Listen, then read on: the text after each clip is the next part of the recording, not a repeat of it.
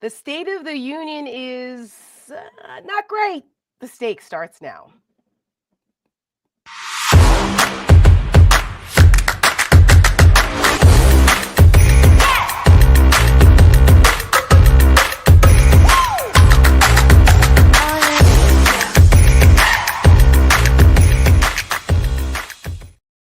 Good evening, everyone, and welcome to the stakes. Sorry, Michelle, the gremlins are in the gremlins StreamYard tonight. are out. It's I didn't touch a thing, and all of a sudden I disappeared. And then the thing with something is up. Something's up with the StreamYard tonight. So if something goes wrong, I am so sorry. It's okay. It happens, and who knows? One of the little Doge douchebags might be inside of our inside the system.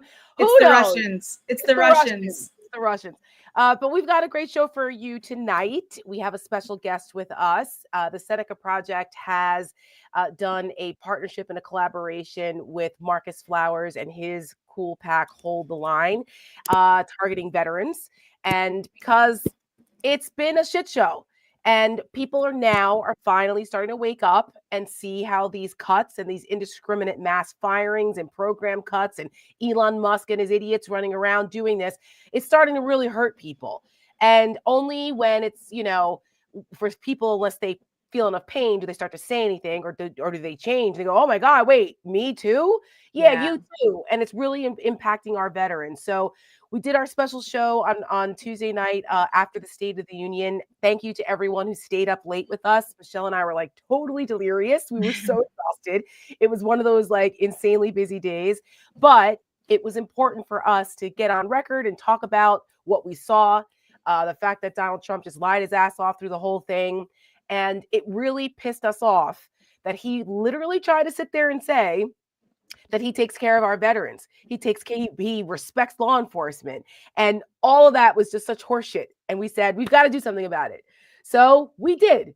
And we're going to bring Marcus Flowers in to talk about it, because guess what? Not only was Marcus Flowers, who, do we have him? Yeah. Yeah, let's bring him in. Great. Yeah. So hello, hi, Marcus. For those who don't know, since we're talking about veterans, Marcus is an Army veteran. He spent 20 years at the Pentagon working in defense. And then he decided to run for Congress against Marjorie Taylor Greene in Georgia. And that's how we got to know Marcus. And then after that, he decided to start a PAC so that he could help other Democrats get elected. And that PAC is called Hold the Line. So we're thrilled that we've had an opportunity to partner with Marcus and his PAC to put out our latest ad about Trump betraying our veterans. Marcus, I'm so glad to have you on the stakes with Michelle and I. I'm so happy to be here with you guys. Thanks for having me. So what, from your perspective, I mean, I can imagine how you feel about it, but how have you felt the last couple of weeks watching what's going on here? Because not only as a candidate, as an Army veteran, but just as an American. I mean, what are we, 6-7 weeks into this administration? Oh, man, and it's just infuriating, not only to watch what's happening with our government workers who are being unceremoniously fired, but to watch what they're doing to veterans. I kept saying veterans are going to be next. That's the low-hanging fruit, and it's a low-hanging fruit every time. I'm sorry, it pisses me off that we go after our veterans. We swore that oath to support and defend the Constitution. And guys like me, we meant it. And it didn't stop when we took the uniform off. Mm-hmm. So, it's infuriating. You go after our veterans, which are, I think you've stated it many times, 30% of the federal workforce, taking away people's livelihoods. How are they going to pay their mortgages? How are they going to put food on the table?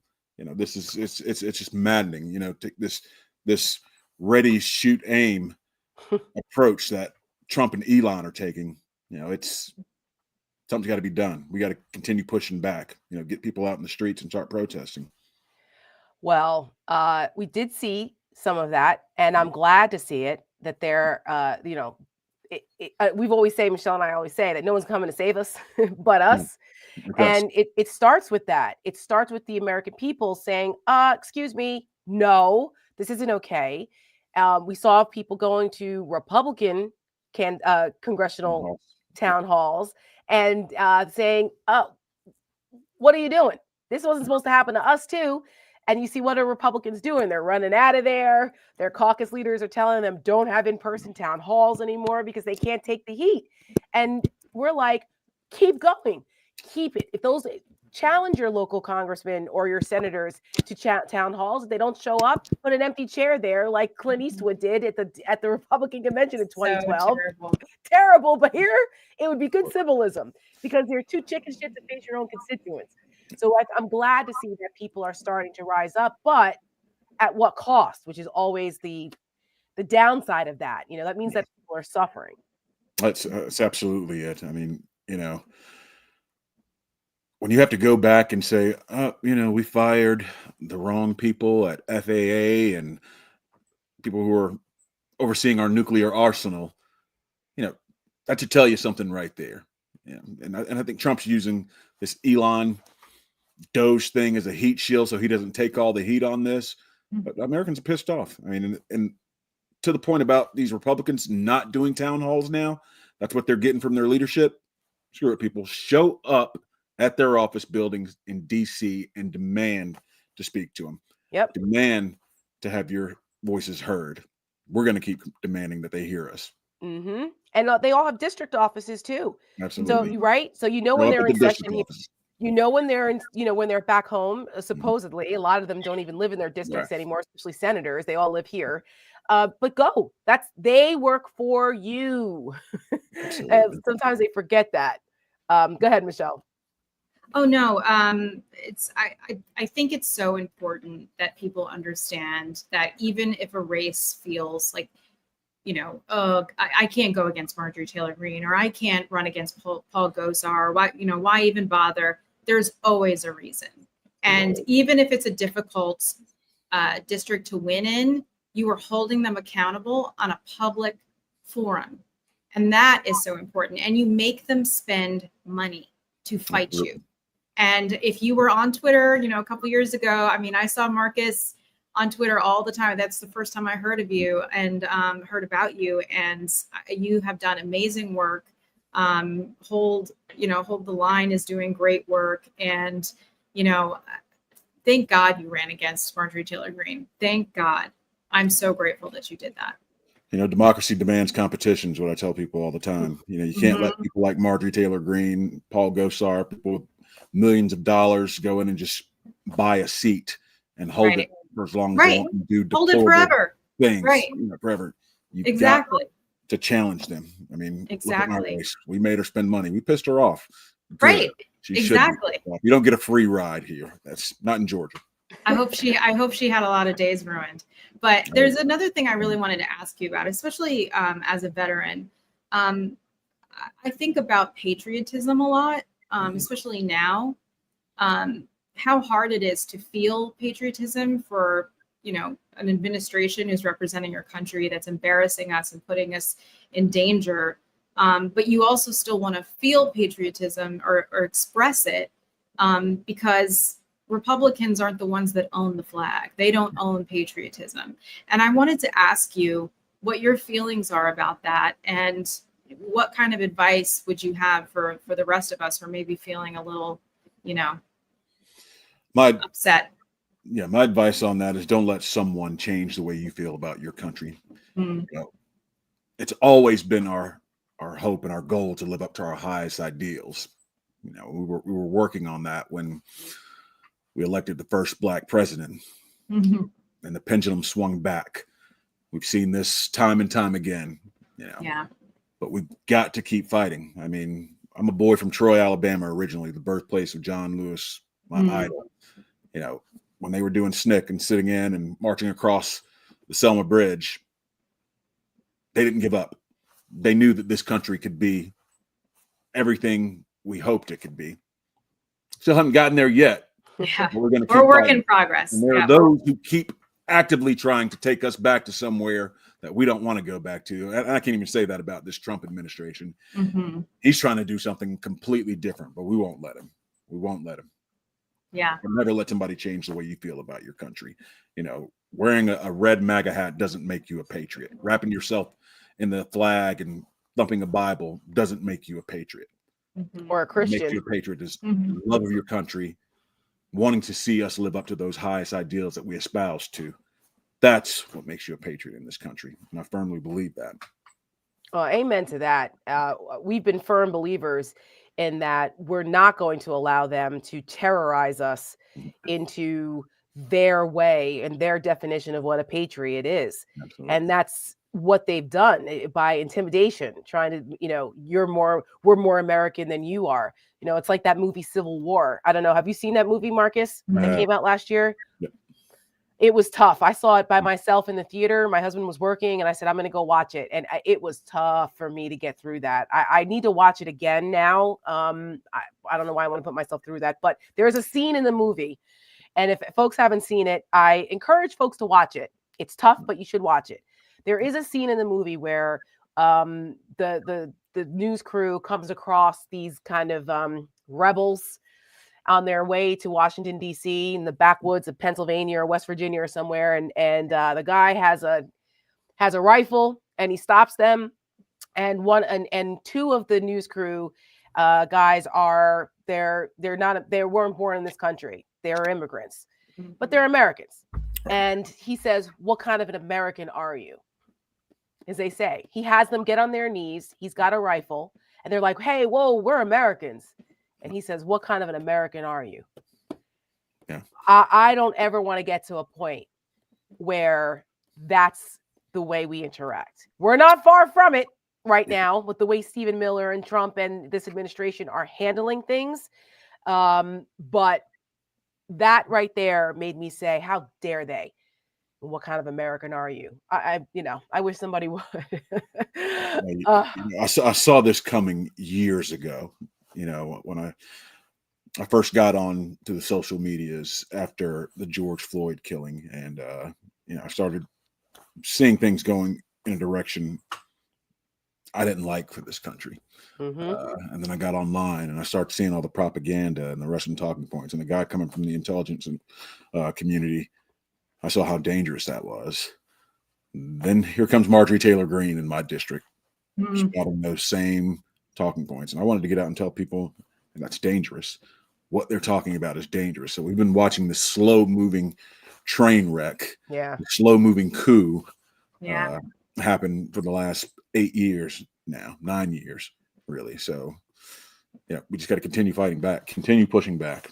Trump won't be here forever, but what are we gonna have? What's gonna be left when he's gone?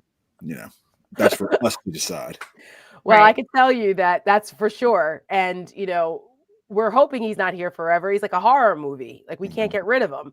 He's probably one cheeseburger away from kicking it, but hey. I'm just going to leave that out in the ether. But for those who don't know, and we're going to show our new video that we've done with you guys in a second, but I just think because we take it for granted, everybody knows you. Everybody doesn't know you. Yeah. Tell the folks that are watching us tonight a little bit about where you came from, what you did in the military, and what was the moment when you said, I'm running, I'm filing papers and I'm running, I've had it. Yeah, I mean, it's a guy that spent 30 years as a soldier, defense contractor, government official, serving the country. Again, service was my life. And again, like I kind of alluded to earlier, after the George Floyd killing, I started kind of tuning into social media because I kind of stayed away from that. I always considered myself an apolitical person. That's the world I come from. We didn't get into politics. We followed orders and did things like that. But I saw something bad happening. And then I started looking at things that I recognized, like propaganda, these Russian talking points. It's a playbook, it's a psyop. I recognized that right off.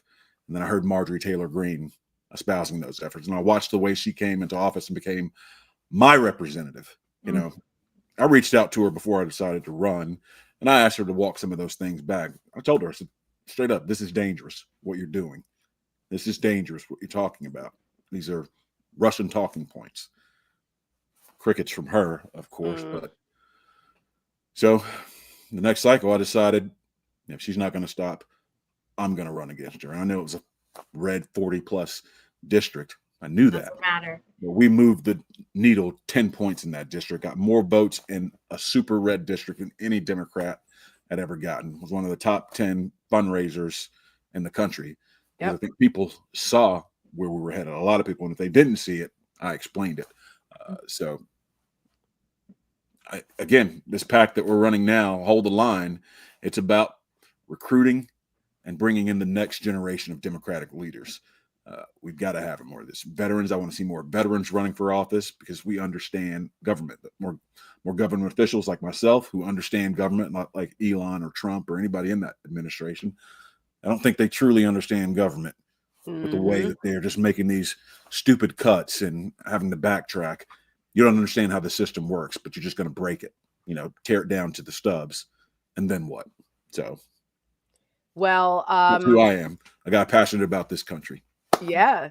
Well, a lot of folks are asking, will you run again? I mean, we'll see. We'll see what comes up. I'm not taking anything off the table. Another run, it could happen. But right now, I'm focused on what we're doing with Hold the Line right now. So that's appreciate PACs like Seneca and what they're doing with women. We need to see more women out there running as well. I want to see more veteran women getting out there and just doing the work.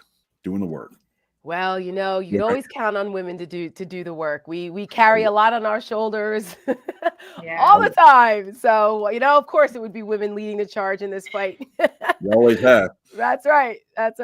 Well, on that note, let's show everyone what we've put together. And we, like I said, Michelle and I have been watching this going on. And once I started to see how it was impacting veterans, I said, I said, Marcus, and you were like, you know what? Let's do it. And we did. Oh, yeah. So check out Betraying the Brave.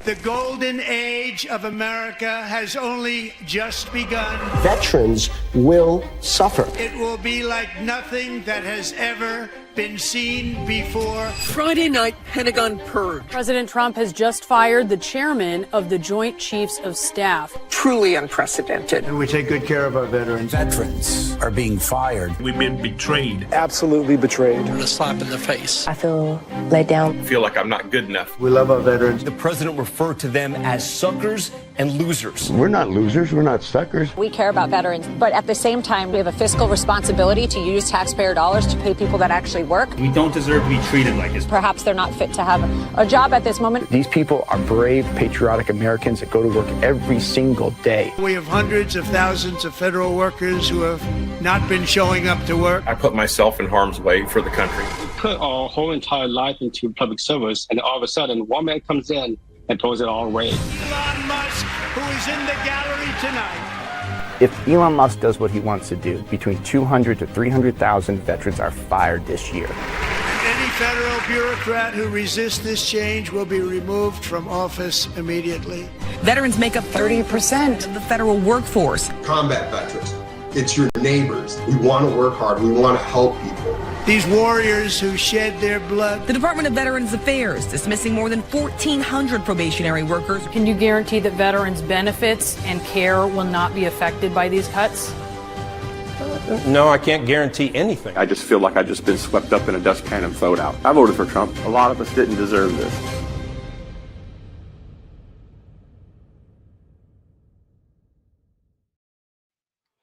Yes, a lot of us didn't deserve this. Nope. No, you did not. But Real here we are. Suffering. Yeah. And there's about to be a lot more of it. So if you guys like that ad and you like our work, we hope that you will continue to support us so that we can spread the word. And if you guys like what Marcus is doing and want to support his efforts to get more Democrats elected, please check out Hold the Line PAC and support them. You will be seeing more of these types of collaborations, and we're thrilled, Marcus. So thank you, my dear friend. We will talk to you later. Have a great night, and we'll see you later. God bless you. Good night. Thanks, Marcus. He's a good egg. Good person. You can just tell. He is. And his heart's in the right place. And like he comes from a family of public servants, and his heart to serve the country. And even if you think you can't do it, if there's anybody out there that's like, shit, I live in this district where these crazy people, listen, he ran against Marjorie Taylor Greene and raised $17 million. It's crazy. $17 million. And let me just tell you, in political fundraising, that is a lot of money. Like for a congressional race, yes. For a congressional race. I mean, it just goes to show that Marcus himself and his personality and what he stands for, and his values really spoke to people there. Yep. You know, and to people outside the district too, who looks at a district like that. That's, you know, everybody deserves to be represented with their interests in mind. And that's the thing that just makes me absolutely bonkers about the Republicans, especially Republicans like Marjorie Taylor Greene, if you can even call her a Republican, is that it's all about her and owning the libs and QAnon and Jewish space. She's crazy. And she's a dumbass. And a dumbass and incredibly wealthy. Right. The thing people don't know about her. Marjorie Taylor Greene is worth like $13 million. Yes. She's very rich. Yes. Yes. And, you know, I was actually going to call you before the show because I had an ad idea that I think we should flesh out. And here you go, guys, a little behind the scenes. We're about to flesh an ad out right now. I was listening to CNN before I came on air because we're developing what our next ad is going to be. And the more headlines, because the headline today, so when our ad came out, it was perfect timing, that a leaked internal memo said that Doge and Trump are looking at cutting 76,000 jobs from the Veterans Administration. Yeah. 15% of the workforce. Yep. Do you have any idea how devastating that's going to be? That is insane. And that means less nurses and doctors for veterans. That means less people processing their disability payments. That means less people answering the suicide hotlines in our country here, where we have 22 veteran suicides a day, which is awful. Like, what the fuck? So I was like, this is nuts. And then you couple that with all of the other people losing their jobs and Trump and the ridiculous trade wars that he's starting with Mexico and Canada and everybody else, which is just asinine because it's going to increase prices. It's already starting. So a bunch of Republicans have been going out there because now they're getting asked, right? They're getting asked in media interviews. And a bunch of Republicans are like, well, you know, we're going to have to feel some pain like we had in that ad, in our ad. You know, like, what? Feel some pain. And then on CNN tonight, this is where the ad idea is coming in. Aaron Burnett played a clip of a Republican. I don't know who. It was Mark Wayne Mullen at Yahoo about what's happening. Yeah, him. That guy. Asking him, because they were talking about, you know, well, you're going to have to pay some more. You know, we're going to have to pay more. Prices are just going to have to be adjusted. And then it'll get better. And Aaron Burnett was like, I just want to point out that Senator Mark Wayne Mullen is worth $31 million. And I thought to myself, wait a minute, what? Isn't he from like Montana or North Dakota or somewhere? I don't know. Where, whatever. And I thought, somewhere in the middle. I was like, this guy is worth $31 million. And he's telling people basically, too bad. You're just going to have to pay some more. I'm like, we should do an ad where we take the net worth of these Republicans that are telling average Americans, oh, well, you're just going to have to pay more, or go get some chickens in your backyard then if egg prices are too. I like this. Because this is the kind of information they don't want people to know. Because they try to give off this whole, like, I'm a person of the people. And I'm like, oh, yes. So a person of the people with your $2 million. Right. You know, I think there's something there. And again, we're not begrudging people who are wealthy. Good for you. No, I don't care. God bless. Yeah. But I think but when you have average Americans that are living on $50 or $60 or $20,000 a year, $30,000 a year, or $60,000 a year with 4 kids, and you might want to sit that out, telling people, oh, too bad, you're just gonna have to pay. You don't have to pay more for things for now. What? Yeah. You might want to sit that one out, Mr. Millionaire. Exactly. I mean, there's 2 things I'm thinking about here too. Elon Musk, I don't know if you remember this. It was before the election. He was talking openly about this. He was talking about how he was going to dismantle the government and there would just have to be some pain that everyone was going to have to endure for the greater good. Yes. Those are the words roughly that he used. Of but the he richest man in the world. In the world. I mean, he's a total sociopath, psychopath. I mean, So there's that. But then also, a lot of Republicans, and I think this is probably part of the Russian propaganda machine too, is they have been pushing this thing. I've seen it a lot on Twitter, in the comments of Jasmine Crockett and AOC specifically, saying, oh, who do you think why are you worth $9 million? And it was like this weird 9. It was like very specifically $9 million. And this became a whole thing. And then it started to pick up some speed online. And I'm thinking to myself, I'm like, where did they? But again, like they're trying to make this argument that like, these Democrats who seem to care all that much are just really rich people. But AOC, like she went and did a little thing on her Instagram and she was like, let me just tell you, when the wealth is ranked in both chambers, I am at the bottom. Yes. I'm at the bottom. I am not wealthy. She was like, I'm just not. I don't come from money. They're paid well, but she also lives in New York City, half the time. It's just, then it wouldn't equal $9 million. No. It just wouldn't. And you know what? And Jasmine Crockett, she lives in Texas. Okay. She was a state senator and an attorney. Yeah. You know what I mean? Like, it's like, no. Okay. And even if she were, they're not the ones that are out here telling people too bad, just get over it. They're not saying that. So, the argument is specious anyway. And it's also to distract from the fact that it's the Republicans that are telling people to kick rocks, too bad, get over it. And they're the ones that are worth tens of millions of dollars. Because there was a whole thing where they're going after Nancy Pelosi and all, Nancy others. Pelosi is like very, very wealthy. Yes, but her husband was a big time lobbyist and was like, made all kinds of money. They invested money. And like, when you are in Congress, you can have stocks and this and that, and you have to disclose it. You have a financial disclosure. Yeah. So it's all out in the open. That's how we know how much money they have. Yeah. Because it's all public information. Every year. The congressman I worked for was one of the poorest members of Congress. He was like begging other wealthy members of Congress to help him put a down payment on his house at one point in his own district. He rented in his own district. And and why do people know that? Because it's on the financial disclosures. So it's all just specious arguments. But I think that is something that people need to know. Yeah. What made me think of it was you saying how Marjorie Taylor Greene, who acts like some hillbilly who lives like with a still in her backyard, is actually worth $13 million. Or Senator Foghorn Leghorn down there in Louisiana. What's his name? Kennedy.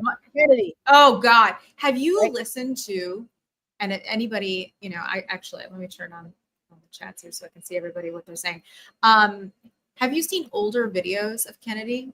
Senator Kennedy? When he doesn't have the drawl? Yeah. Yes. That is like 1,000% exaggerated. He didn't speak like that before. He had a little bit. Twang, I mean, he's from Louisiana. Nothing like that he does now. And it's like put on. He's like a caricature of himself. And I just find it to be totally wild. Yeah, the guy went to Oxford and like he was like an Oxford scholar, or you know what I mean? Like what? He went to Harvard and like Cambridge or some shit. Like, dude, stop with the Foghorn Leghorn act. It's absurd. It's absurd. Well, I don't know. She was. I don't know. I can't with that guy. Yeah, gee whiz, golly gee, and I can't. I saw somebody in the chat say that they get $200,000 a year salary plus $1 million stipend. It's so regular members of Congress. It's about $176,000 a year. I don't know if they've given themselves raises the last couple of years, but it's around that area. If you're in leadership, like if you're a speaker or like minority leader, you get 212, I believe. I think that's how much they get. And then you do get a stipend for your offices, but that you don't benefit from that. I mean, you can pay your staffers, but you don't benefit from that. When I was up in Congress, we used to give money back to the Treasury every year. If you had money left over, you could give it back. So, I mean, we would also get like, new Blackberries and stuff like that, or maybe somebody needed a new office chair. Right. But we would give the money back. It's for work stuff. Yes, I mean, up front at least, That's it's just, and then you get some housing stipends. I mean, listen, it ain't a bad gig being a member of Congress, but if you live in South Dakota or Arkansas, that money's going a lot farther than if you live in San Francisco or New York City. So, you know, or we pay like 9% city tax and this. I mean, like it's New York City. I mean, New York in general. I mean, we have very high taxes here. And, you know, to your point, if you live somewhere like Florida that doesn't even have a state income doesn't have a state income tax, you know, the different situation. Yeah, So, yeah, 100%.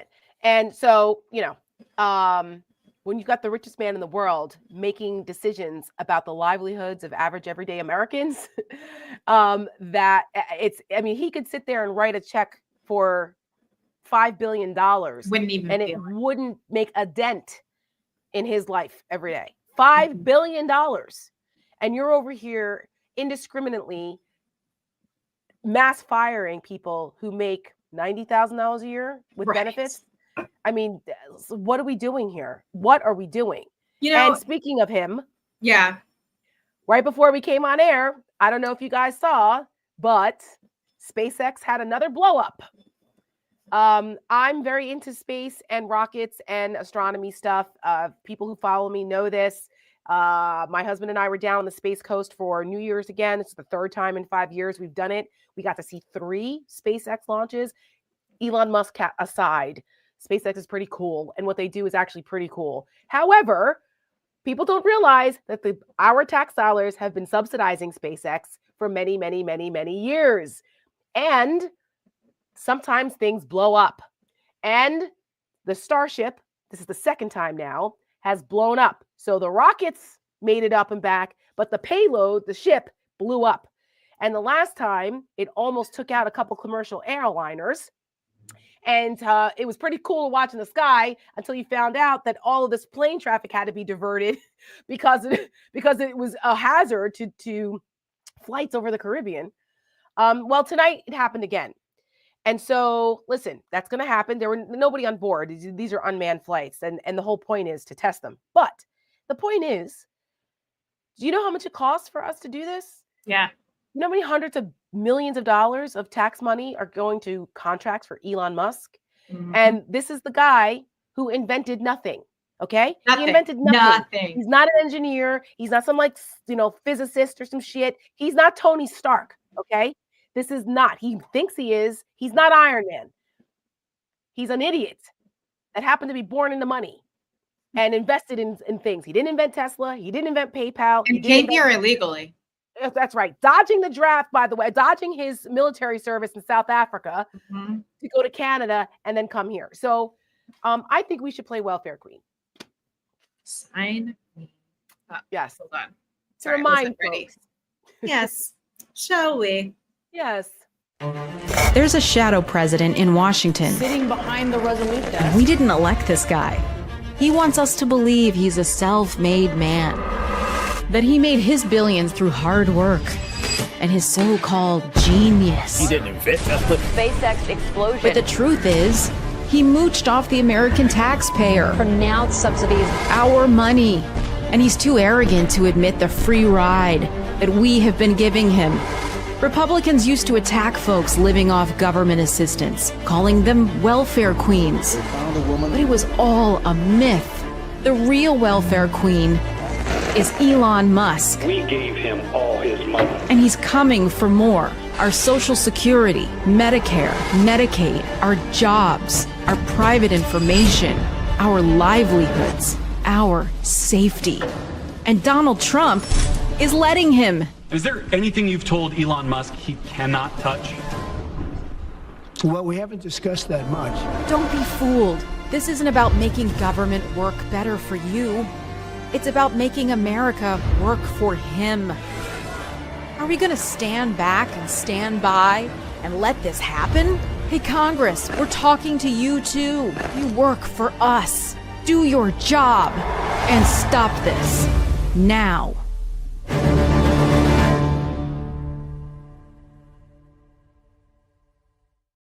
Oh, the Sig Heil gets me every time. That fucking.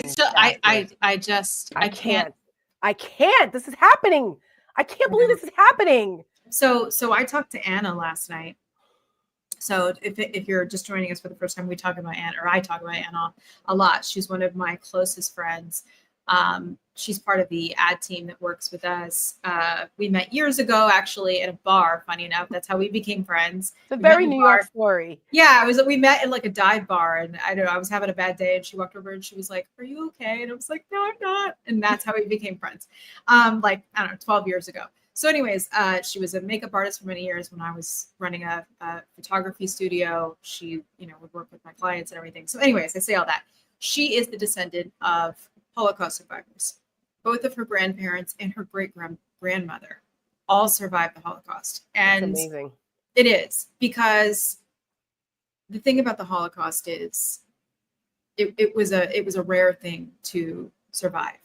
I mean, it was a miracle, really. And for all three of them to survive is just miraculous on levels I can't even describe. But so what Anna does in the tri-state area, she goes around to schools and tells the story of her grandfather, because they have found that if you tell stories from history, personal stories that people can relate to, they think about their own grandparents, they think about their own families, and then they can put a face to it. It's not just a bunch of information in a textbook or something. Yep. But she said that the mood in the educational space for what she does, in all the years she's done it, she said, has never ever been as tense and as frightened as they are now.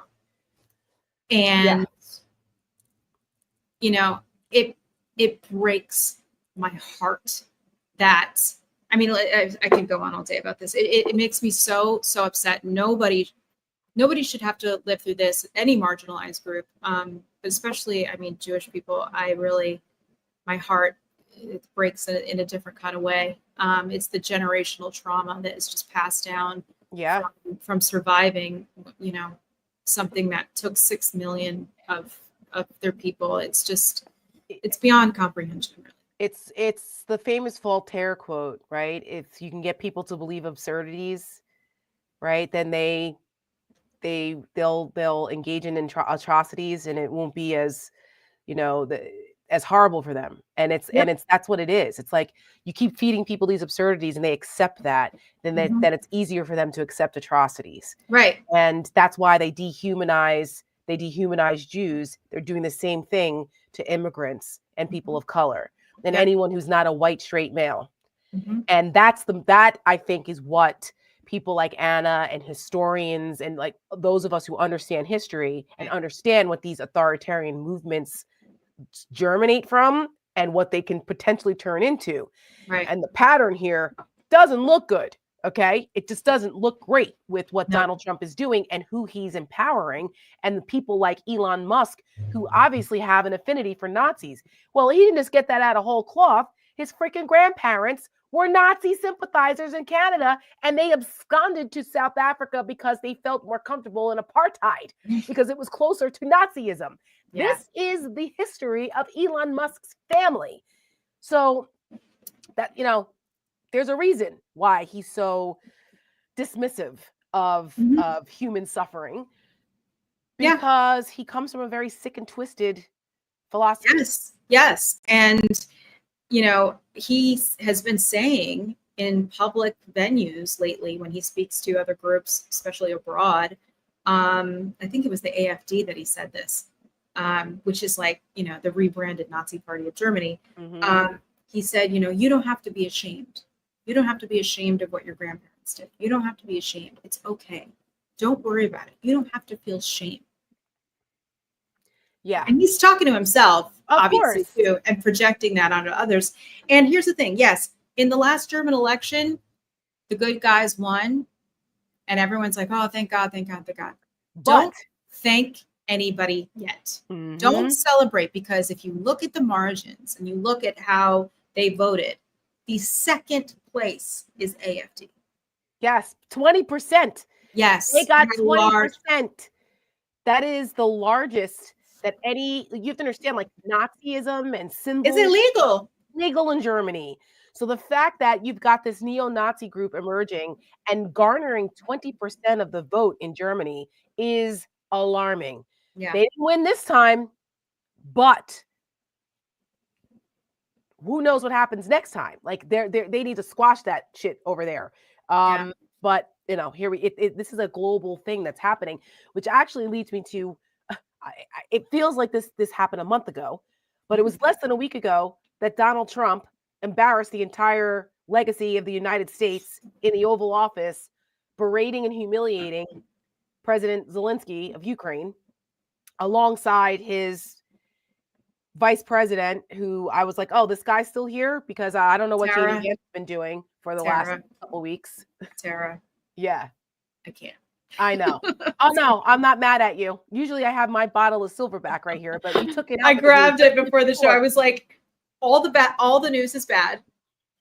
We're gonna have a McAllen kind of evening. Good quality stuff at least. Somebody brought it to our Christmas party. Anyways, I love that. No, believe me, to have some for me. I'm hooked in. I can't get up. We have a bar in our basement with all kinds of stuff. I actually have a vodka from Uzbekistan. Ooh. Which is like, yes, I bet you it's really good. It's really good. You would think that, like, some people are like, my God, Russian vodkas and vodkas from that region, and I'm like, this is the smoothest vodka ever. It's so good. I've had it for 15 years, and we only take little sips every once in a while. It's in a really cool bottle. I should grab it in one of these shows and show it. But anyway, but what happened last Friday? Like, the geopolitical tectonic plate shift as a result of that was actually really scary. You have our allies out here talking about the world order is being changed. It's being destroyed by Donald Trump. And that's our allies in Europe. They had emergency meetings. Zelensky was meeting with was embraced with open arms by the British Prime Minister, France, and they're all like, we got you. And they also know they have to, because this is on their soil. This is on their continent. They're like, if we can't count on the United States, I don't know what we're going to do, but we're going to figure it out. That should never be. I mean, the fact that our allies are talking about this, God forbid, we had a third world war. Are we talking about now the United States is going to be like with the Axis? Did you see Macron's speech? I didn't, but I heard. Yeah, or heard about it rather. He said, basically, Europeans need to prepare themselves to be at war with Russia, and the United States is going to have to decide what side they're on. France, the oldest ally of the United States. Yes. We all wouldn't be sitting here if it weren't for the French government. Go watch Hamilton. Yeah, go watch Hamilton. Go watch the Benjamin Franklin thing that was on HBO too. Well, yeah, that was less than a week ago. And, we were very, very disturbed by that and decided that we needed to put something out, because we are women of many talents here. And so we decided to put this out and name it in Russian, Useful Idiots. You got to be more thankful.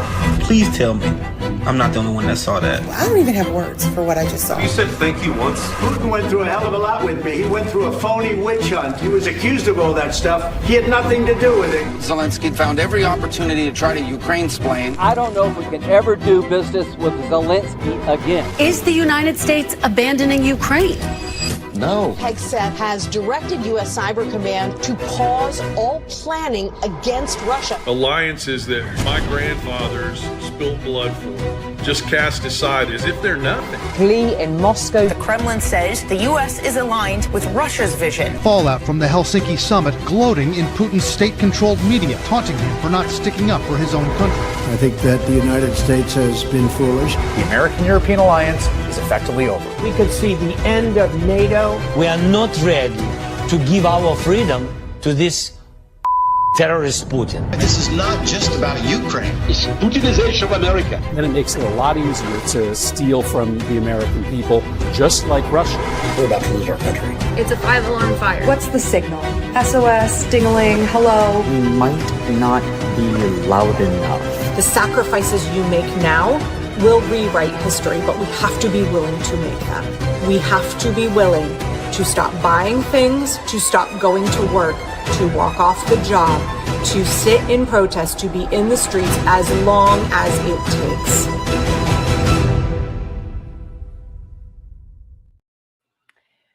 as long as it takes. Either we believe in it, in our democracy, and it's worth fighting for, or we don't. Yep. Because we're about to be faced with that with that choice. I don't want to. I know that people are inherently good, right? But sometimes I get very nervous that the American people are not up for this, because we can't look up from our phones and the comforts. I don't know how far we're going to have to go for people to be shaken out of their comforts, because as a result of what they're doing, I think, I don't know.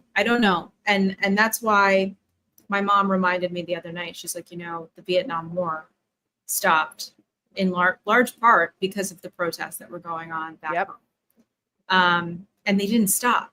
And that was an entire generation of, not an entire generation, but that, group of folks and the boomers who were getting sent off to war. And again, that was a war that was questionable.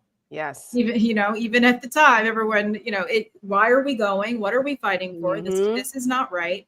And go read the Pentagon Papers. Yeah. And that story.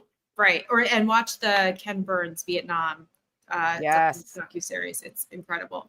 But yeah, and a thing about the Vietnam War, my people my age, or even younger, I don't know if they know, it was a poor man's war. Yes. It was a working class war. Rich kids didn't go to Vietnam. Rich kids went to college because you could get it deferred if you were in school. I'm sorry, like Donald Trump? Right. Or they had their family doctor write them a note about something. I got flat feet or whatever it is. I got bone spurs. I got bone spurs. And listen, like it's not a place people wanted to go. It wasn't like it was in 1941. It was a different situation, but people were dying. All these boys were coming home in boxes, and they had no choice. And it was only because of the righteous anger, to your point, of the American people. They got in the streets, they didn't stop, and it was all over the country every day. And this went on for a long time. And only because of that did we finally, there was many reasons, but that was a huge part of it, what was going on back home. Yes. They didn't have the American people behind them. Right. And it was also kind of the dawn of the age of television.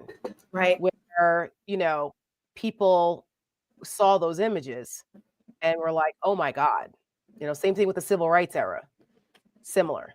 Right. And that's why it's so important to make sure that when you can show collective anger, that you do. That's why the State of the Union on Tuesday was very frustrating to me, because the Democrats had an opportunity, with the whole world watching, to actually show, in solidarity, some oomph, some pushback, some fire in the belly, and they blew it.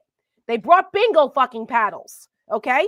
Like, that is not going to fight the battle here. You can't bring a bingo paddle to a political warfare fight. Sorry, you can't. Okay? It's not funny, but it's just, it's almost laughable. I was like, is this a meeting at the Villages tonight? Because I'm not understanding what's going on here. Okay? When the resistance in Star Wars was fighting the bad guys, they brought lightsabers, okay? The Jedis didn't bring the Jedi books. They brought lightsabers. Yeah, they had the Force, but that's not all they had. They also had weapons. That's right. Okay. So I don't know. I did an interview today with the Wall Street Journal, and I was I was asked, like, what was my reaction? And I just was like, I don't know what it's going to take. I don't know what it's going to take. I don't know either. When we have the minority leader, Hakeem Jeffries, is on a book tour, by the way. Just found that out yesterday. I didn't even know that. I know. And I Googled it. Somebody tweeted it or something. And I was like, no, surely that can't be true. And it is. I mean, he's not like on the road constantly, but he's, taken off to go do that. And, there's not a cohesive message. And now, unfortunately, listen, they would have found any reason to attack Democrats after that. But that's what they're doing. Oh, the decorum. They censured Al Green today. I saw. And in full disclosure, 10 Democrats joined the Republicans. Mm-hmm. I said, even on Tuesday, that I thought that was a mistake for Al Green to do, because it would just give Republicans an opportunity to further demonize Democrats as being petulant and, disrespecting the office and blah, blah, blah. And most average Americans who don't follow this the way we all do would look at that and go, well, he should, he broke the rules. And it's like, okay, but you see what Donald Trump and Republicans have done? They've been breaking the rules forever. They've thrown norms and institutional norms out the window. So, so I'm like, I hear you, but there was a way to do it. And the way to do it was, okay, if you're going to be disruptive, because civil disobedience has its place. I said this too in the interview. I'm like, civil disobedience has its place. I mean, the civil rights movement, okay, the women's rights movement. I mean, like, it's there is a place for it. But if you're going to do it, you got to be all in. They let him go out there by himself, and they didn't back him up. I'm like, if you guys should have had a coordinating thing. I wrote this in my Substack. I was like, if you've got to throw away the old tactics of yesteryear. Mm-hmm. Democrats got to modernize. Yeah. And I'm like, you get with it. That's right. Play the game you're in. It's 2025, people. It's not 1995. It's not 1985. It's not even 2015. No. 2025 is a whole new ball game, and you guys are still using the same tactics. It's not going to work. Republicans have already run roughshod over you with those tactics.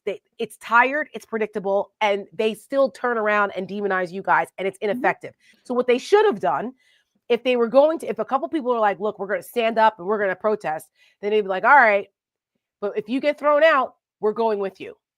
And the fact that Mike Johnson would call the sergeant at arms to escort out a member of Congress, short of them being violent, okay, that should never happen. What are you doing? This is a member of Congress and a Black member of Congress. So there was I said on Dean Obadallah's radio show yesterday, and I can't believe media, I picked it up. I didn't even realize it. They did? Yeah, I was like, it was giving me slave master ick vibes. I didn't like Mike Johnson yelling at Al Green to sit down like a child.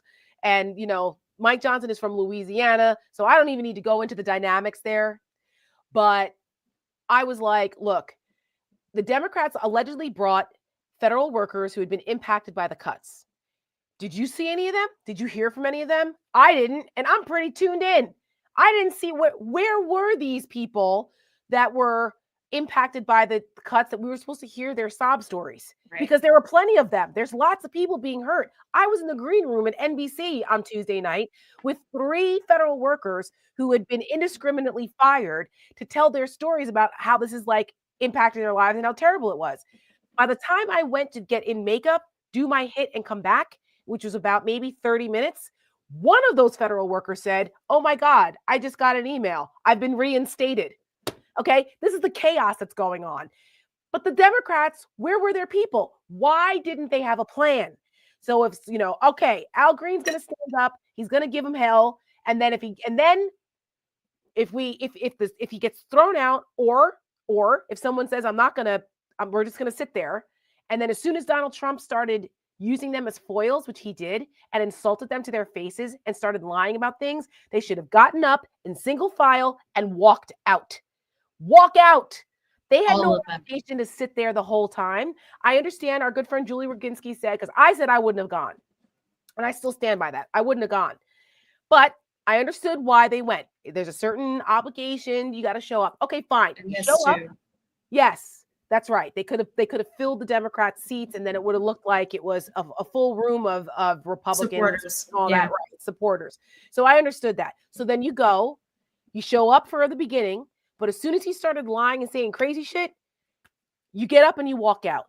You walk out. And then you bring your people who are up in the gallery. They walk out with you. And then you go and you gather on the west lawn of the Capitol or on the east steps of the Capitol, and you hold your own press conference. You have your own, bring your own attention to, and take off the attention. Then all the attention would not have been on Donald Trump.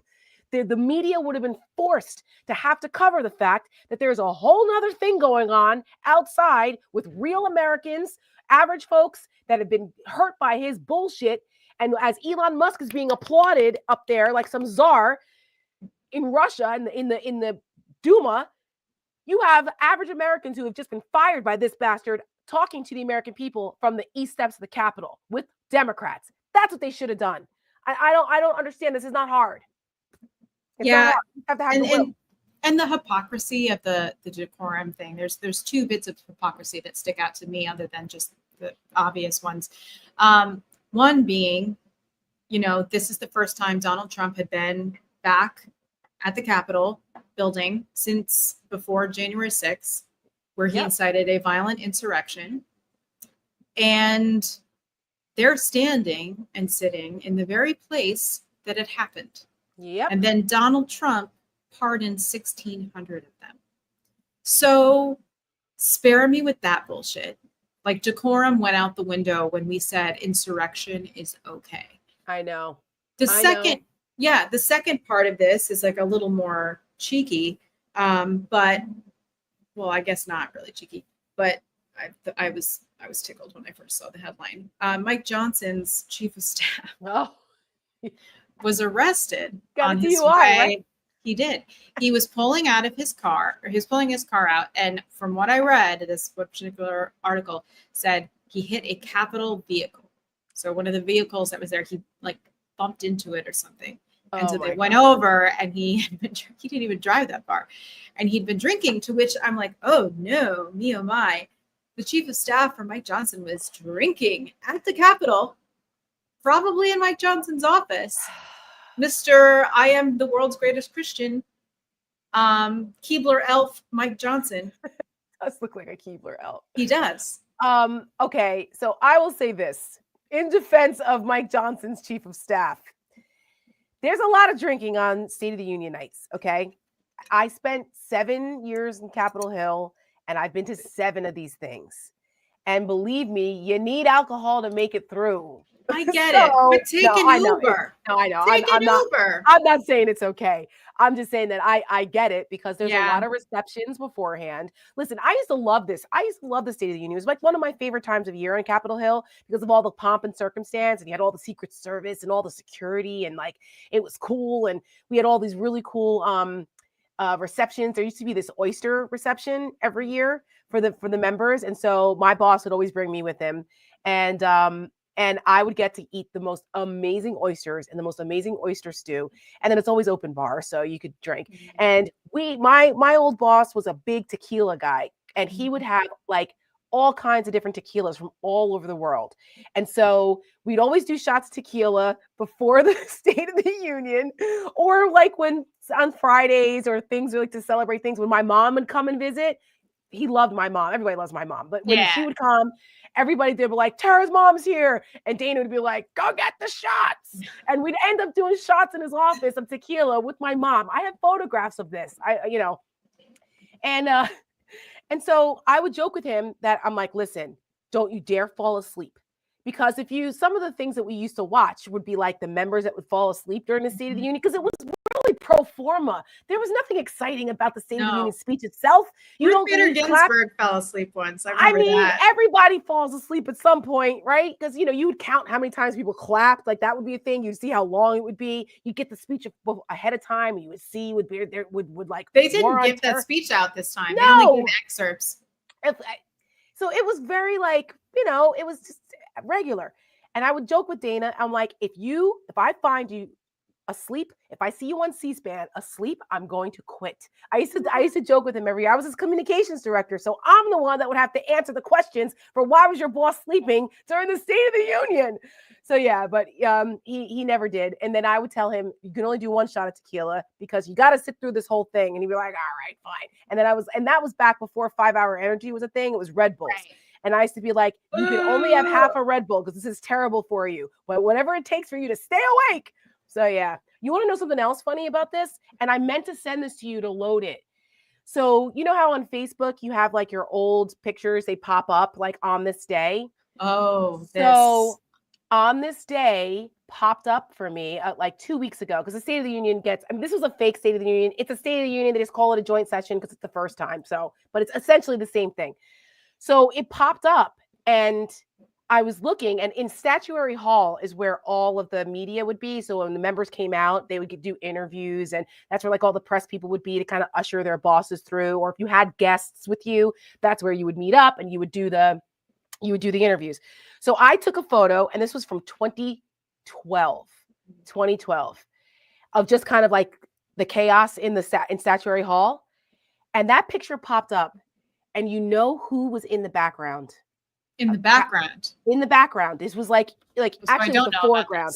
It was actually in the foreground. Okay. And I'm looking, and it's a Capitol Police officer. And I look, it's Sergeant Gunnell. Get out. It's Aquilino Gunnell. I recognize him right away. Did you send it to him? I sent it to him. Yeah, He was like, "Oh my God, yeah." It was Gunnell, and I mean, I knew right away. He has a very distinctive profile. Yeah, and I was like, "Wow, how about that?" Yep, from 2012. I know. You pass people every day. You just never know, and it's such a bitter, very bitter, sweet thing to know such great people, but don't want to know them for this reason. Right. You know what I mean? I know. I just, my husband and I had dinner with him and his wife a couple weeks ago, and a few people came to our table, and because they recognized him, and to thank him and apologize. And apologize for how awful he was treated and how awful his fellow Capitol Police officers were treated, and just thank him for being a hero to speak up. Yeah, it was pretty moving. And I know we talk about this a lot, Tara, but it's to be someone, to make that decision, to put yourself out in the world, to hold powerful people accountable, takes a level of courage, especially in this day and age when there's a million different mediums for people to attack you and your family. It is courage that I don't know that I would have. I don't know. I think I would, but I don't know. It's not easy to stand up to do the right thing. Yeah, it really isn't. And if it were easy, more people would do it. And but it's not. And that's why, the people who do stand up at great cost to themselves, oftentimes, those are the leaders, and they have to, and they're inspiring.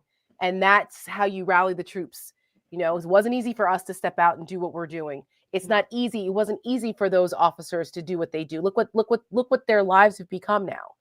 And yet they still stand strong in their convictions and what happened, and they're still out there. Harry and Michael ran for office. That's right. Harry ran for office. That's right. I just sent you that picture on Signal. I don't know if we can load it, but because people were asking. Actually, let me open it here. And the funny thing about that photo is that it was on like a BlackBerry. I think it was like my BlackBerry back in 2012, back when BlackBerries were still a thing. Yeah. I used to love my BlackBerry. But yeah, I mean, there's still a lot of fallout from Tuesday. Democrats are still getting hammered for their muted response. And but I also was like, this, because of their ineptitude here on this as a group. I mean, you still have the Jasmine Crockett's and the AOCs and Chris Murphy's. Like, there's a handful that understand how to do this. But as a party, as a group, they need to get it together. They really do. And I'm like, because of their ineptitude here, that's taking the pressure off Republicans. Like, Republicans should be forced to justify the positions they're taking. But they can turn around and say, well, the Democrats are just acting like children, or the Democrats are, what, they can't figure out which way is up, and blah, blah, blah. It's taking the focus off of them. And that's the first mistake. Like, you don't do that. You don't do that. Put the damn Republicans on defense, for God's sakes. Every day. It's not hard. It's not hard. I'm going to load this picture. It's not formatted, so I think it's going to come up weird. So sorry. That's about okay. That. There it is. It didn't. Oh, there it is. Yep. StreamYard must have updated. Oh my January 24th, 2012. And there's Sergeant Gunnell right there. Isn't that crazy? It is. Yeah. So, yeah, the good old days back when we just argued over, like, I don't know, marginal tax rates and things. Those were the days. Those Well, and were the days. now we have to argue over, is science real? And one of the claims that Donald Trump made he made a lot of claims that were completely untrue. But my favorite is the $8 million that we spent for the mice? Transgender mice. When I saw this. When it's not transgender, it was transgenic. Transgenic. Which means they take DNA from humans and put it in mice so that when they test the mouse, it reacts like human tissue would. And they were doing tests for lung cancer and asthma. And then there was like a university or something who was like participating in this. Yes. And they got a grant for $8 million. Yes. Not transgender mice, you morons. It's so stupid. Transgenic. It's so stupid. It hurts. I can't. It really does. I don't know. Well, anyway, there's been a lot, and so we are going to get back to it. We've got more content coming. If you guys like our content, you always know. Please share it. If you're able to donate, please do that, because that's what makes our work possible. Mm-hmm. And we're starting to see the American people now. We can't rely on the Democratic Party. Okay, we can't rely on them while they're trying to figure it out. We, the people, have to make sure that we get together, hold them accountable, loud voices, as long as it takes, as we said. And I just want to add something really quick to that. Gavin Newsom did this thing with Charlie Kirk, which I have feelings about. Whatever. What? Oh yeah. Why? Like on his podcast? Didn't Newsom start a podcast? Yes, and Charlie Why Kirk the fuck is he platforming Charlie Kirk? Okay, keep going. I'm sorry. So Charlie Kirk says, they're making it easy for us. He said the Democrats aren't pushing back. There's no spirit of activism this time. So they're just making it really easy for us to just plow right through. I'm paraphrasing, but that's they always tell on themselves. Mm-hmm. They always tell on themselves. Yep. The devil always oversteps. Give them enough rope, they'll hang themselves. And they always tell us how they really feel and what they actually plan to do. And then it's like, okay, so Charlie Kirk just told us that they think that the spirit is broken, the backs are broken of the opposition. Mm-hmm. So that should motivate all of the people who are like, wait, what? You think that we're just going to roll over and take this? Right. That should reinvigorate everyone. What an insult. So they're basically calling you guys punks and saying, well, you just saying that you just gave up. Yeah. And like, you gave up, and thanks guys, because now we have the baton now, and we're just going to go with it. And it's Charlie Kirk's the same. I mean, he's the same guy who said that women are not attractive over the age of 30 and that birth control makes us mean. Yeah. So, yeah. Yeah. That guy. Nice. That guy. He looks like a thumb. He looks like a thumb.